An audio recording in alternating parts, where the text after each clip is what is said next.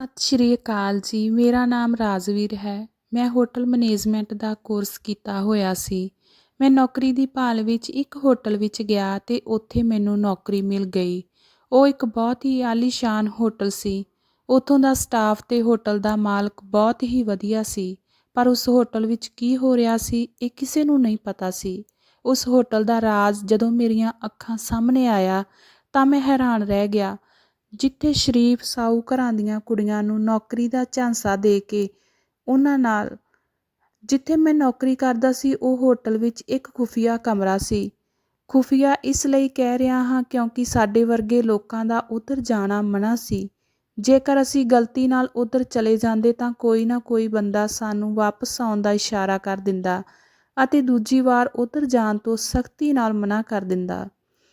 ਇਸ ਗੱਲ ਤੋਂ ਸਾਨੂੰ ਕੋਈ ਇਤਰਾਜ਼ ਨਹੀਂ ਸੀ ਕਿਉਂਕਿ ਸਾਡਾ ਕੰਮ ਹੋਟਲ ਵਿੱਚ ਨੌਕਰੀ ਕਰਨਾ ਸੀ। ਪਰ ਫਿਰ ਵੀ ਇੱਕ ਸ਼ੱਕ ਬੰਦੇ ਦੇ ਦਿਮਾਗ ਵਿੱਚ ਪੈਦਾ ਹੋ ਜਾਂਦਾ ਹੈ। ਹਰ ਰੋਜ਼ ਦੀ ਤਰ੍ਹਾਂ ਅੱਜ ਵੀ ਦੇਖਿਆ ਕਿ ਵੇਟਰ ਸੰਜੇ ਉਸ ਕਮਰੇ ਵੱਲ ਜਾ ਰਿਹਾ ਹੈ। ਮੇਰਾ ਦਿਲ ਕੀਤਾ ਕਿ ਮੈਂ ਉਸ ਦਾ ਪਿੱਛਾ ਕਰਾਂ ਅਤੇ ਮੈਂ ਉਸ ਦੇ ਨਾਲ ਜਾ ਕੇ ਦੇਖਾਂ ਕਿ ਆਖਰੀ ਇਸ ਕਮਰੇ ਵਿੱਚ ਅਜਿਹਾ ਕੀ ਹੈ। ਉੱਧਰ ਆਮ ਵੇਟਰਾਂ ਦਾ ਜਾਣਾ ਮਨ੍ਹਾ ਹੈ। ਇਹੀ ਸੋਚ ਕੇ ਮੈਂ ਸੰਜੇ ਦੇ ਪਿੱਛੇ ਆ ਗਿਆ। ਉਹ ਆਰਡਰ ਦੇ ਮੁਤਾਬਕ ਉਸੇ ਕਮਰੇ ਵੱਲ ਵਧ ਰਿਹਾ ਸੀ। ਮੈਂ ਵੀ ਇਸ ਦੇ ਪਿੱਛੇ ਪਿੱਛੇ ਆ ਰਿਹਾ ਸੀ। ਅਚਾਨਕ ਉਸਨੇ ਪਿੱਛੇ ਮੁੜ ਕੇ ਮੈਨੂੰ ਦੇਖ ਲਿਆ ਅਤੇ ਸਖਤੀ ਨਾਲ ਮੈਨੂੰ ਘੂਰ ਕੇ ਬੋਲਿਆ, ਆਪਣੀ ਜਾਨ ਦਾ ਦੁਸ਼ਮਣ ਕਿਉਂ ਬਣ ਰਿਹਾ ਹੈ? ਇਸ ਕਮਰੇ ਵਿੱਚ ਕੁਝ ਲੋਕਾਂ ਨੂੰ ਹੀ ਜਾਣ ਦੀ ਇਜਾਜ਼ਤ ਹੈ। ਰੱਬ ਦੇ ਵਾਸਤੇ ਇੱਥੋਂ ਚਲਾ ਜਾ, ਨਹੀਂ ਤਾਂ ਮੇਰੇ ਉੱਪਰ ਇਲਜ਼ਾਮ ਲੱਗੇਗਾ ਕਿ ਮੈਂ ਤੁਹਾਨੂੰ ਆਪਣੇ ਨਾਲ ਲੈ ਕੇ ਆਇਆ ਹਾਂ। ਉਸ ਦੀ ਗੱਲ ਸੁਣ ਕੇ ਮੈਂ ਸ਼ਰਮਿੰਦਾ ਹੋ ਗਿਆ। ਵੈਸੇ ਵੀ ਇਸ ਕਮਰੇ ਨਾਲ ਮੇਰਾ ਕੋਈ ਵਾਹ ਵਾਸਤਾ ਨਹੀਂ ਸੀ। ਮੈਂ ਵਾਪਸ ਮੁੜ ਆਇਆ, ਕਾਊਂਟਰ 'ਤੇ ਬੈਠ ਗਿਆ। ਮੈਂ ਇਹੀ ਸੋਚ ਰਿਹਾ ਸੀ ਕਿ ਆਖਰ ਇਸ ਕਮਰੇ ਵਿੱਚ ਅਜਿਹਾ ਕੀ ਹੁੰਦਾ ਹੈ। ਉਦੋਂ ਹੀ ਬਾਹਰ ਇੱਕ ਬਹੁਤ ਸੋਹਣੀ ਕਾਲੇ ਰੰਗ ਦੀ ਕਾਰ ਆ ਕੇ ਰੁਕੀ। ਮੇਰੀਆਂ ਨਜ਼ਰਾਂ ਕਾਰ ਵੱਲ ਹੀ ਟਿਕ ਗਈਆਂ ਕਿਉਂਕਿ ਇਹ ਕਾਰ ਬਹੁਤ ਹੀ ਸੋਹਣੀ ਸੀ। ਕਾਰ ਦਾ ਦਰਵਾਜ਼ਾ ਖੁੱਲ੍ਹਿਆ ਤੇ ਇੱਕ ਕੁੜੀ ਸ਼ਾਨੋ ਸ਼ੌਕਤ ਨਾਲ ਚੱਲਦੀ ਹੋਈ ਹੋਟਲ ਦੇ ਅੰਦਰ ਦਾਖਲ ਹੋਈ। ਮੈਂ ਇਸ ਕੁੜੀ ਦੀ ਖੂਬਸੂਰਤੀ ਦੇਖ ਕੇ ਹੈਰਾਨ ਰਹਿ ਗਿਆ। ਉਹ ਬੇਹੱਦ ਖੂਬਸੂਰਤ ਸੀ। ਉਸ ਦੇ ਚਿਹਰੇ 'ਤੇ ਕੋਈ ਵੀ ਦਾਗ ਨਹੀਂ ਸੀ। ਉਹ ਬੇਦਾਗ ਚੰਦ ਦੀ ਤਰ੍ਹਾਂ ਲੱਗ ਰਹੀ ਸੀ। ਉਸ ਵੱਲ ਆਪਣੀਆਂ ਨਜ਼ਰਾਂ ਜਮਾਏ ਬੈਠਾ ਹੀ ਸੀ ਕਿ ਇੱਕ ਗਾਹਕ ਦਾ ਅਚਾਨਕ ਆਰਡਰ ਆਇਆ। ਮੈਂ ਆਰਡਰ ਲੈਣ ਲਈ ਗਿਆ। ਉਹ ਕੁੜੀ ਮੈਨੂੰ ਉੱਥੇ ਕਮਰੇ ਵੱਲ ਜਾਂਦੀ ਦਿਖੀ। ਮੇਰਾ ਦਿਲ ਮੁਰਝਾ ਗਿਆ। ਆਪਣੇ ਨਾਲ ਬੈਠੇ ਦੋਸਤ ਦੇ ਕੰਨ ਵਿੱਚ ਮੈਂ ਹੌਲੀ ਜਿਹੇ ਕਿਹਾ, ਇਹ ਕੁੜੀ ਉਸ ਕਮਰੇ ਵੱਲ ਜਾ ਰਹੀ ਹੈ ਜਿੱਧਰ ਸਾਡਾ ਜਾਣਾ ਮਨ੍ਹਾ ਹੈ। ਤੈਨੂੰ ਕੀ ਲੱਗਦਾ ਹੈ ਇਹ ਕੁੜੀ ਉੱਥੇ ਕਿਉਂ ਗਈ ਹੈ? ਮੇਰੀ ਗੱਲ ਸੁਣ ਕੇ ਸੰਜੇ ਨੇ ਕਿਹਾ, ਯਾਰ ਤੈਨੂੰ ਅੱਜ ਕੱਲ੍ਹ ਦੀਆਂ ਕੁੜੀਆਂ ਦਾ ਪਤਾ ਹੀ ਹੈ। ਪੈਸੇ ਅਤੇ ਮਤਲਬ ਦੀ ਖਾਤਰ ਕੁਝ ਵੀ ਕਰਨ ਨੂੰ ਤਿਆਰ ਹੋ ਜਾਂਦੀਆਂ ਹਨ। ਇਹ ਵੀ ਉਹਨਾਂ ਕੁੜੀਆਂ ਵਿੱਚੋਂ ਹੀ ਹੋਵੇਗੀ। ਵੈਸੇ ਵੀ ਤੂੰ ਇਸ ਕੁੜੀ ਨੂੰ ਪਹਿਲੀ ਵਾਰ ਵੇਖਿਆ ਹੈ, ਪਰ ਮੈਂ ਹਰ ਰੋਜ਼ ਇਸ ਕਮਰੇ ਵਿੱਚ ਇੱਕ ਕੁੜੀ ਨੂੰ ਜਾਂਦੇ ਦੇਖਦਾ ਹਾਂ। ਪਤਾ ਨਹੀਂ ਕਿੱਧਰ ਜਾਂਦੀ ਹੈ, ਕੀ ਕਰਦੀ ਹੈ। ਫਿਰ ਮੈਂ ਇਸ ਕੁੜੀ ਦਾ ਇੰਤਜ਼ਾਰ ਕਰਨ ਲੱਗਿਆ ਜੋ ਉਸ ਕਮਰੇ ਵਿੱਚ ਗਈ ਸੀ। ਉਸ ਦੇ ਵਾਪਸ ਆਉਣ ਤੇ ਉਸ ਦਾ ਦੀਦਾਰ ਹੋ ਜਾਣਾ ਮੇਰੇ ਲਈ ਖੁਸ਼ਕਿਸਮਤੀ ਤੋਂ ਘੱਟ ਨਹੀਂ ਸੀ। ਮੈਂ ਉਸ ਦਿਨ ਓਵਰਟਾਈਮ ਡਿਊਟੀ ਵੀ ਕਰ ਲਈ। ਮੈਂ ਚਾਹੁੰਦਾ ਸੀ ਕਿ ਇਸੇ ਤਰ੍ਹਾਂ ਇਸ ਕੁੜੀ ਦਾ ਸੋਹਣਾ ਚਿਹਰਾ ਦੇਖਣ ਨੂੰ ਮਿਲ ਜਾਵੇ। ਪਰ ਸਵੇਰ ਤੋਂ ਸ਼ਾਮ ਅਤੇ ਸ਼ਾਮ ਤੋਂ ਰਾਤ ਹੋ ਗਈ ਅਤੇ ਉਹ ਕੁੜੀ ਦੁਬਾਰਾ ਨਜ਼ਰ ਨਹੀਂ ਆਈ ਤੇ ਮੈਂ ਉਸ ਦਾ ਇੰਤਜ਼ਾਰ ਕਰਨ ਲੱਗਾ। ਉਸ ਨੇ ਆਉਣਾ ਨਹੀਂ ਸੀ ਅਤੇ ਉਹ ਨਹੀਂ ਆਈ। ਮੇਰੇ ਦੋਸਤ ਸੰਜੇ ਨੂੰ ਵੀ ਮੇਰੇ ਦਿਲ ਦੀ ਹਾਲਤ ਦਾ ਅੰਦਾਜ਼ਾ ਸੀ। ਉਹ ਕਹਿਣ ਲੱਗਿਆ ਕਿ ਮੈਂ ਜਾਣਦਾ ਹਾਂ ਤੂੰ ਉਸ ਕੁੜੀ ਦਾ ਇੰਤਜ਼ਾਰ ਕਰ ਰਿਹਾ ਹੈ, ਪਰ ਕੀ ਤੈਨੂੰ ਪਤਾ ਹੈ ਜਿਹੜੀ ਕੁੜੀ ਇੱਕ ਵਾਰ ਉਸ ਕਮਰੇ 'ਚ ਚਲੀ ਜਾਵੇ ਉਹ ਵਾਪਸ ਨਹੀਂ ਆਉਂਦੀ। ਉਸ ਦਾ ਇੰਤਜ਼ਾਰ ਕਰਨਾ ਬੇਕਾਰ ਹੈ। ਸੰਜੇ ਦੀ ਗੱਲ ਸੁਣ ਕੇ ਮੈਂ ਉਦਾਸ ਹੋ ਗਿਆ, ਪਰ ਮੇਰੇ ਦਿਲ ਵਿੱਚ ਇੱਕ ਉਮੀਦ ਸੀ ਕਿ ਉਹ ਮੈਨੂੰ ਇੱਕ ਦਿਨ ਜ਼ਰੂਰ ਮਿਲੇਗੀ। ਮੈਂ ਸੋਚਣ ਲੱਗਿਆ ਕਿ ਸ਼ਾਇਦ ਉਹ ਦੂਸਰੇ ਦਰਵਾਜ਼ੇ ਤੋਂ ਚਲੀ ਗਈ ਹੋਵੇ ਅਤੇ ਕੱਲ੍ਹ ਦੁਬਾਰਾ ਵਾਪਸ ਆ ਜਾਵੇ। ਸਾਡੇ ਇਲਾਕੇ ਵਿੱਚ ਜ਼ਿਆਦਾਤਰ ਲੋਕ ਘੁੰਮਣ ਫਿਰਨ ਲਈ ਆਉਂਦੇ ਸਨ, ਜਿਨ੍ਹਾਂ ਵਿੱਚੋਂ ਜ਼ਿਆਦਾਤਰ ਬਾਹਰਲੇ ਦੇਸ਼ਾਂ ਦੇ ਜੋੜੇ ਸ਼ਾਮਿਲ ਹੁੰਦੇ ਸਨ। ਮੈਂ ਅਗਲੇ ਦਿਨ ਦਾ ਇੰਤਜ਼ਾਰ ਕਰਨ ਲੱਗਿਆ, ਸ਼ਾਇਦ ਉਹ ਕਿਸੇ ਹੋਰ ਮੁਲਕ ਦੀ ਹੋਵੇ। ਇਹੀ ਸੋਚ ਕੇ ਮੇਰੀਆਂ ਉਮੀਦਾਂ ਵੱਧ ਗਈਆਂ। ਠੀਕ ਉਸੇ ਟਾਈਮ ਦਿਨ ਦੇ 12 ਵਜੇ ਇੱਕ ਕਾਲੇ ਰੰਗ ਦੀ ਕਾਰ ਹੋਟਲ ਦੇ ਮੇਨ ਗੇਟ ਦੇ ਅੱਗੇ ਆ ਕੇ ਰੁਕੀ। ਮੇਰੀ ਖੁਸ਼ੀ ਦਾ ਤਾਂ ਟਿਕਾਣਾ ਹੀ ਨਹੀਂ ਰਿਹਾ ਸੀ। ਕਾਰ ਵਿੱਚੋਂ ਇੱਕ ਕੁੜੀ ਨਿਕਲੀ ਜੋ ਕਿ ਉਸੇ ਕੱਦ ਕਾਠੀ ਦੀ ਸੀ। ਮੇਰੀ ਖੁਸ਼ੀ ਦਾ ਤਾਂ ਟਿਕਾਣਾ ਹੀ ਨਹੀਂ ਰਿਹਾ ਸੀ। ਮੈਂ ਸਮਝ ਗਿਆ ਸੀ ਕਿ ਇਹ ਕੁੜੀ ਉਹੀ ਹੈ, ਪਰ ਉਸਨੇ ਤਾਂ ਆਪਣਾ ਚਿਹਰਾ ਹੀ ਢੱਕਿਆ ਹੋਇਆ ਸੀ। ਉਹ ਕਾਲੇ ਬੁਰਕੇ ਵਿੱਚ ਛੁਪੀ ਹੋਈ ਸੀ ਅਤੇ ਉਸਨੇ ਸਿਰ ਵੀ ਢੱਕਿਆ ਹੋਇਆ ਸੀ, ਜਿਸ ਕਰਕੇ ਮੈਂ ਉਸ ਦਾ ਚਿਹਰਾ ਨਾ ਦੇਖ ਸਕਿਆ।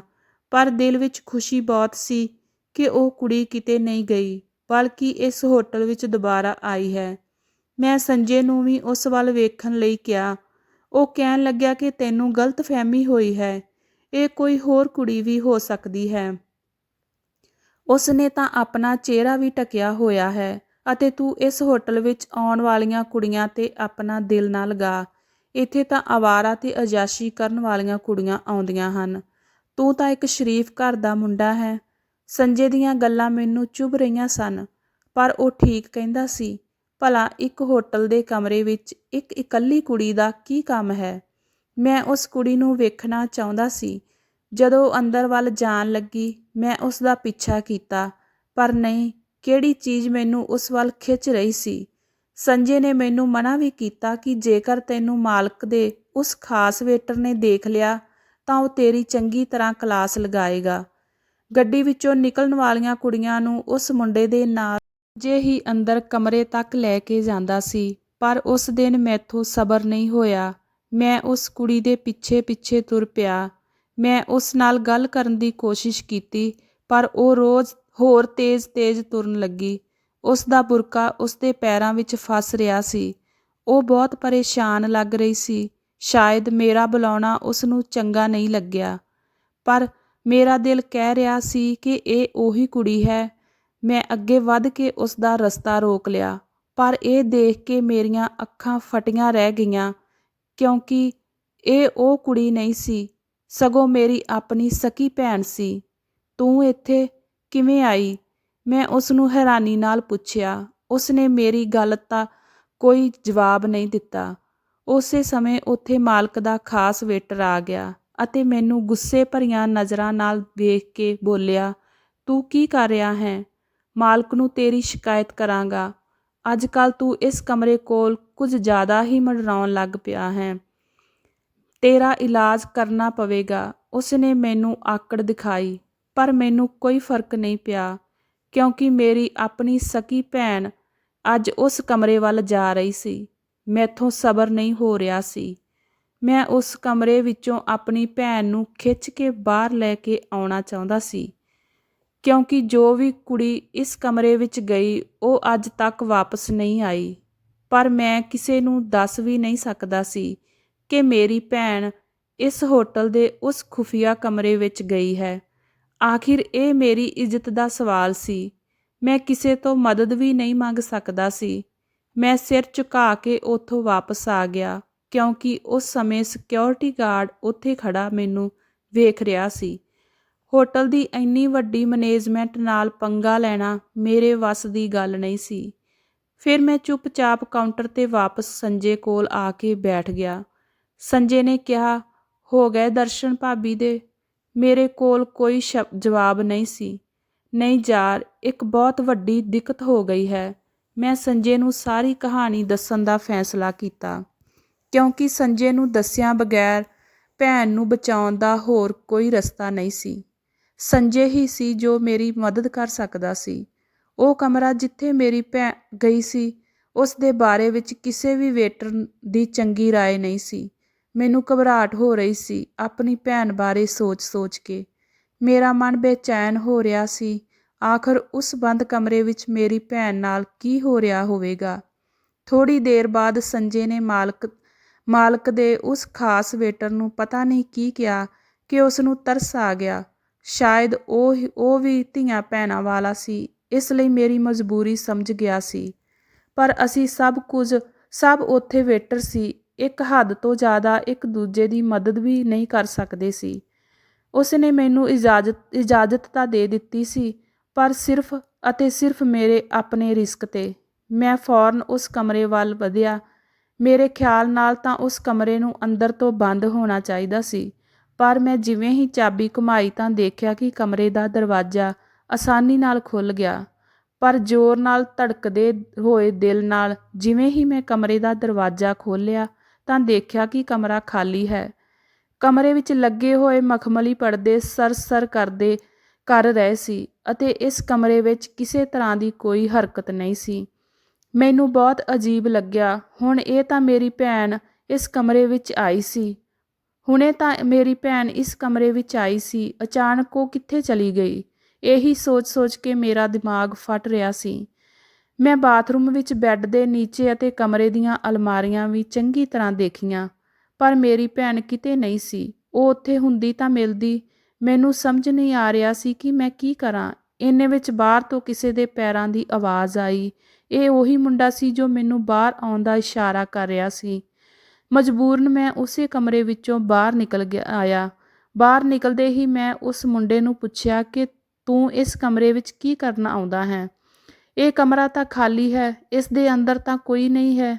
ਉਸਨੇ ਕਿਹਾ, ਮੈਂ ਤਾਂ ਇੱਥੇ ਸ਼ਰਬਤ ਦੇਣ ਆਉਂਦਾ ਸੀ। 2 ਗਲਾਸ ਸ਼ਰਬਤ ਦੇ ਮੈਨੂੰ ਦਿੱਤੇ ਜਾਂਦੇ ਸੀ, ਉਹੀ ਇਸ ਕਮਰੇ ਦੇ ਵਿੱਚ ਪਹੁੰਚਾਉਂਦਾ ਸੀ। ਇੱਕ ਔਰਤ ਮੇਰੇ ਤੋਂ ਗਲਾਸ ਲੈ ਲੈਂਦੀ ਅਤੇ ਮੈਂ ਵਾਪਸ ਆ ਜਾਂਦਾ। ਮੈਨੂੰ ਨਹੀਂ ਪਤਾ ਇੱਥੇ ਕੀ ਹੁੰਦਾ ਹੈ। ਉਸ ਦੀ ਗੱਲ ਸੁਣ ਕੇ ਮੈਂ ਹੈਰਾਨ ਰਹਿ ਗਿਆ। ਮੈਨੂੰ ਸਮਝ ਨਹੀਂ ਆ ਰਿਹਾ ਸੀ ਕਿ ਆਖਰ ਮੇਰੀ ਭੈਣ ਇਸ ਕਮਰੇ ਵਿੱਚੋਂ ਕਿੱਥੇ ਗਈ। ਇਸ ਤੋਂ ਪਹਿਲਾਂ ਕਿ ਅਸੀਂ ਉੱਥੋਂ ਵਾਪਸ ਜਾਂਦੇ, ਮੈਨੂੰ ਕਮਰੇ ਦੇ ਫਰਸ਼ ਤੇ ਵਿਛੇ ਕਲੀਨ ਵਿੱਚੋਂ ਕੁਝ ਹਰਕਤ ਮਹਿਸੂਸ ਹੋਈ। ਮੈਂ ਕਮਰੇ ਅੰਦਰ ਦੁਬਾਰਾ ਵਾਪਸ ਜਾਣ ਹੀ ਲੱਗਾ ਸੀ ਕਿ ਉਸ ਮੁੰਡੇ ਨੇ ਮੈਨੂੰ ਰੋਕ ਦਿੱਤਾ। ਫਿਰ ਇੱਕਦਮ ਕਮਰੇ ਦੀ ਲਾਈਟ ਬੰਦ ਹੋ ਗਈ। ਸਾਨੂੰ ਉੱਥੋਂ ਵਾਪਸ ਆਉਣਾ ਪਿਆ। ਇਹ ਥਾਂ ਖਤਰਨਾਕ ਸੀ, ਉੱਥੇ ਜਾਣਾ ਆਸਾਨ ਗੱਲ ਨਹੀਂ ਸੀ। ਪਰ ਇਹ ਮੁੰਡਾ ਮੇਰੀ ਮਜਬੂਰੀ ਸਮਝਦਾ ਸੀ। ਉਸਨੇ ਇੱਕ ਸਿਕਿਉਰਿਟੀ ਗਾਰਡ ਜੋ ਉਸਦਾ ਦੋਸਤ ਸੀ, ਉਸ ਨੂੰ ਸਾਰੀ ਗੱਲ ਸਮਝਾਈ। ਉਹ ਸਿਕਿਉਰਿਟੀ ਗਾਰਡ ਇੱਕ ਬਜ਼ੁਰਗ ਆਦਮੀ ਸੀ। ਉਹ ਸਾਡੀ ਮਜਬੂਰੀ ਸਮਝ ਗਿਆ। ਉਹ ਵੀ ਮੇਰੀ ਮਦਦ ਕਰਨ ਲਈ ਮੰਨ ਗਿਆ। ਉਸਨੇ ਕਿਹਾ, ਮੈਂ ਤੈਨੂੰ ਉੱਥੇ ਜਾਣ ਦੀ ਇਜਾਜ਼ਤ ਦੇ ਦੇਵਾਂਗਾ। ਤੂੰ ਉਸ ਕਮਰੇ ਵਿੱਚ ਜਾ ਕੇ ਜੋ ਚਾਹੇ ਕਰ, ਚੰਗੀ ਤਰ੍ਹਾਂ ਆਪਣੀ ਤਸੱਲੀ ਕਰ ਲੈ। ਪਰ ਇਸ ਕਮਰੇ ਵਿੱਚ ਜੋ ਵੀ ਕੁੜੀ ਗਈ ਹੈ, ਉਹ ਦੁਬਾਰਾ ਕਦੇ ਬਾਹਰ ਨਹੀਂ ਆਈ। ਉਸ ਕਮਰੇ ਬਾਰੇ ਅਜੀਬ ਤਰ੍ਹਾਂ ਦੀਆਂ ਗੱਲਾਂ ਮਸ਼ਹੂਰ ਸਨ। ਪਰ ਤੇਰੇ ਮੁਤਾਬਕ ਜੇਕਰ ਉਹ ਕਮਰਾ ਖਾਲੀ ਸੀ ਤਾਂ ਇਸ ਗੱਲ ਦਾ ਯਕੀਨ ਖੁਦ ਵੀ ਕਰ ਲੈ। ਹੋ ਸਕਦਾ ਹੈ ਤੇਰੀ ਭੈਣ ਕਿਸੇ ਦੂਸਰੇ ਕਮਰੇ ਵਿੱਚ ਗਈ ਹੋਵੇ। ਉਸ ਦੀ ਗੱਲ ਸੁਣ ਕੇ ਮੈਨੂੰ ਗੁੱਸਾ ਤਾਂ ਬਹੁਤ ਆਇਆ, ਪਰ ਮੈਂ ਚੁੱਪ ਰਹਿ ਗਿਆ। ਮੈਨੂੰ ਆਪਣੀ ਭੈਣ 'ਤੇ ਪੂਰਾ ਭਰੋਸਾ ਸੀ। ਉਹ ਕਦੇ ਵੀ ਆਪਣੇ ਮਾਂ-ਬਾਪ ਦੀ ਇੱਜ਼ਤ ਨੂੰ ਦਾਗ ਨਹੀਂ ਲਗਾ ਸਕਦੀ ਸੀ। ਪਰ ਉਸ ਦੀ ਹਰਕਤ ਨੇ ਮੈਨੂੰ ਆਪਣੇ ਦੋਸਤਾਂ ਦੇ ਸਾਹਮਣੇ ਸ਼ਰਮਿੰਦਾ ਕਰ ਦਿੱਤਾ ਸੀ। ਪਰ ਉਹ ਮੇਰੀ ਭੈਣ ਸੀ, ਮੈਂ ਉਸ ਨੂੰ ਇਸ ਤਰ੍ਹਾਂ ਨਹੀਂ ਛੱਡ ਸਕਦਾ ਸੀ। ਮੇਰੇ ਮਾਂ-ਬਾਪ ਉਸ ਦੇ ਘਰ ਤੋਂ ਗਾਇਬ ਹੋਣ ਕਰਕੇ ਬਹੁਤ ਪਰੇਸ਼ਾਨ ਸਨ। ਉਹ ਤਾਂ ਥਾਣੇ ਤੱਕ ਜਾਣਾ ਚਾਹੁੰਦੇ ਸਨ, ਪਰ ਮੈਂ ਉਹਨਾਂ ਨੂੰ ਤਸੱਲੀ ਦਿੱਤੀ ਕਿ ਮੈਂ ਆਪਣੀ ਭੈਣ ਨੂੰ ਖੁਦ ਲੱਭ ਕੇ ਲਿਆਵਾਂਗਾ। ਬਾਪੂ ਜੀ ਨੂੰ ਤਾਂ ਮੈਂ ਸਮਝਾ ਵੀ ਦਿੱਤਾ ਸੀ ਕਿ ਹੋਟਲ ਵਿੱਚ ਕੁਝ ਅਜਿਹੇ ਲੋਕ ਹਨ ਜੋ ਮੇਰੀ ਮਦਦ ਕਰ ਸਕਦੇ ਹਨ। ਮੈਂ ਉਸ ਸਿਕਿਉਰਿਟੀ ਗਾਰਡ ਦੀ ਮਦਦ ਨਾਲ ਉਸ ਦਰਵਾਜ਼ੇ ਤੱਕ ਪਹੁੰਚਣ ਵਿੱਚ ਦੁਬਾਰਾ ਕਾਮਯਾਬ ਹੋ ਗਿਆ। ਮੈਨੂੰ ਪੂਰਾ ਯਕੀਨ ਸੀ ਕਿ ਉਸ ਕਲੀਨ ਦੇ ਨੀਚੇ ਜ਼ਰੂਰ ਅਜਿਹੀ ਕੋਈ ਚੀਜ਼ ਹੋਵੇਗੀ ਜਿਸ ਵਿੱਚ ਮੇਰੀ ਭੈਣ ਦੀ ਗੁੰਮਸ਼ੁਦਗੀ ਦਾ ਰਾਜ਼ ਛੁਪਿਆ ਹੈ। ਮੈਂ ਰੱਬ ਦਾ ਨਾਮ ਲੈ ਕੇ ਉਸ ਕਮਰੇ ਦੇ ਅੰਦਰ ਦਾਖਲ ਹੋ ਗਿਆ। ਜਦੋਂ ਮੈਂ ਕਮਰੇ ਵਿੱਚ ਪਿਆ ਮੋਟਾ ਕਲੀਨ ਇੱਕ ਪਾਸੇ ਹਟਾਇਆ ਤਾਂ ਮੇਰੇ ਪੈਰਾਂ ਹੇਠੋਂ ਜ਼ਮੀਨ ਖਿਸਕ ਗਈ। ਮੈਂ ਵੇਖਿਆ ਫਰਸ਼ 'ਤੇ ਇੱਕ ਲੋਹੇ ਦਾ ਦਰਵਾਜ਼ਾ ਬਣਿਆ ਹੋਇਆ ਸੀ। ਮੈਂ ਆਪਣੇ ਦੋਵੇਂ ਹੱਥਾਂ ਨਾਲ ਉਸ ਨੂੰ ਹੌਲੀ-ਹੌਲੀ ਖੋਲ੍ਹਿਆ ਅਤੇ ਨੀਚੇ ਬਣੀਆਂ ਹੋਈਆਂ ਪੌੜੀਆਂ 'ਤੇ ਪੈਰ ਰੱਖਿਆ। ਮੈਂ ਸਮਝ ਚੁੱਕਾ ਸੀ ਕਿ ਹੋਟਲ ਦੇ ਇਸ ਕਮਰੇ ਵਿੱਚ ਕਿਸੇ ਤਹਿਖਾਨੇ ਦਾ ਰਸਤਾ ਹੈ। ਮੈਂ ਫਟਾਫਟ ਪੌੜੀਆਂ ਤੋਂ ਨੀਚੇ ਉਤਰਿਆ ਕਿਉਂਕਿ ਮੈਂ ਜਲਦੀ ਤੋਂ ਜਲਦੀ ਹਕੀਕਤ ਤੱਕ ਪਹੁੰਚਣਾ ਚਾਹੁੰਦਾ ਸੀ। ਅੰਦਰ ਜਾਂਦੇ ਹੀ ਮੈਂ ਕੁਝ ਅਜਿਹਾ ਦੇਖਿਆ ਜਿਸ ਨੂੰ ਦੇਖ ਕੇ ਮੇਰੇ ਹੋਸ਼ ਉੱਡ ਗਏ। ਅੰਦਰ ਇੱਕ ਪੂਰੀ ਦੁਨੀਆ ਵਸੀ ਹੋਈ ਸੀ। ਚਾਰੇ ਪਾਸੇ ਖੂਬਸੂਰਤ ਕਮਰੇ ਬਣੇ ਹੋਏ ਸਨ। ਇਸ ਜਗ੍ਹਾ ਨੂੰ ਵੇਖ ਕੇ ਇੰਜ ਲੱਗ ਰਿਹਾ ਸੀ ਕਿ ਇੱਥੇ ਰਹਿਣ ਵਾਲੇ ਲੋਕ ਕਿਸੇ ਦੂਜੀ ਦੁਨੀਆ ਤੋਂ ਆਏ ਹੋਏ ਹਨ। ਚਾਰੇ ਪਾਸੇ ਖੂਬਸੂਰਤੀ ਹੀ ਖੂਬਸੂਰਤੀ ਸੀ। ਤਲਾਬ ਦੇ ਕੋਲ ਬੈਠੀਆਂ ਕੁੜੀਆਂ ਬਹੁਤ ਸੋਹਣੀਆਂ ਲੱਗ ਰਹੀਆਂ ਸਨ। ਉਹਨਾਂ ਦੀ ਗਿਣਤੀ 10 ਤੋਂ 12 ਦੇ ਕਰੀਬ ਹੋਵੇਗੀ, ਜਦੋਂ ਕਿ ਸੰਜੇ ਦੇ ਮੁਤਾਬਕ 50 ਦੇ ਕਰੀਬ ਕੁੜੀਆਂ ਹੋਟਲ ਦੇ ਕਮਰੇ ਵਿੱਚ ਆ ਕੇ ਗਾਇਬ ਹੋਈਆਂ ਸਨ। ਮੈਂ ਆਪਣੀ ਭੈਣ ਨੂੰ ਲੱਭਦਾ ਸੀ, ਪਰ ਹਾਲੇ ਮੈਂ ਹੈਰਾਨ ਪਰੇਸ਼ਾਨ ਖੜਾ ਉਸ ਮਹਿਲ ਵਰਗੇ ਤਹਿਖਾਨੇ ਨੂੰ ਦੇਖ ਰਿਹਾ ਸੀ। ਕਿ ਮੈਨੂੰ ਆਪਣੇ ਪਿੱਛੇ ਕਿਸੇ ਦੇ ਖੜ੍ਹੇ ਹੋਣ ਦਾ ਅਹਿਸਾਸ ਹੋਇਆ। ਇਸ ਤੋਂ ਪਹਿਲਾਂ ਕਿ ਮੈਂ ਪਿੱਛੇ ਮੁੜ ਕੇ ਦੇਖ ਪਾਉਂਦਾ, ਕਿਸੇ ਨੇ ਮੇਰੇ ਸਿਰ 'ਤੇ ਕੋਈ ਭਾਰੀ ਚੀਜ਼ ਮਾਰੀ ਅਤੇ ਮੈਂ ਬੇਹੋਸ਼ ਹੋ ਗਿਆ। ਜਦੋਂ ਮੇਰੀ ਅੱਖ ਖੁੱਲ੍ਹੀ ਤਾਂ ਕਈ ਘੰਟੇ ਗੁਜ਼ਰ ਚੁੱਕੇ ਸਨ, ਪਰ ਮੇਰੀ ਖੁਸ਼ਕਿਸਮਤੀ ਸੀ ਕਿ ਮੈਂ ਆਪਣੇ ਸਾਹਮਣੇ ਉਸੇ ਸਿਕਿਉਰਿਟੀ ਗਾਰਡ ਨੂੰ ਵੇਖਿਆ ਜਿਸ ਨਾਲ ਕੁਝ ਦੇਰ ਪਹਿਲਾਂ ਹੀ ਮੇਰੀ ਮੁਲਾਕਾਤ ਹੋਈ ਸੀ। ਮੈਂ ਉਸ ਨੂੰ ਪੁੱਛਿਆ ਕਿ ਮੈਂ ਕਿੱਥੇ ਹਾਂ। ਉਸ ਨੇ ਬਹੁਤ ਮੁਸ਼ਕਲ ਨਾਲ ਦੱਸਿਆ ਕਿ ਮੈਂ ਹੋਟਲ ਦੇ ਤਹਿਖਾਨੇ ਵਿੱਚ ਕੈਦ ਹਾਂ।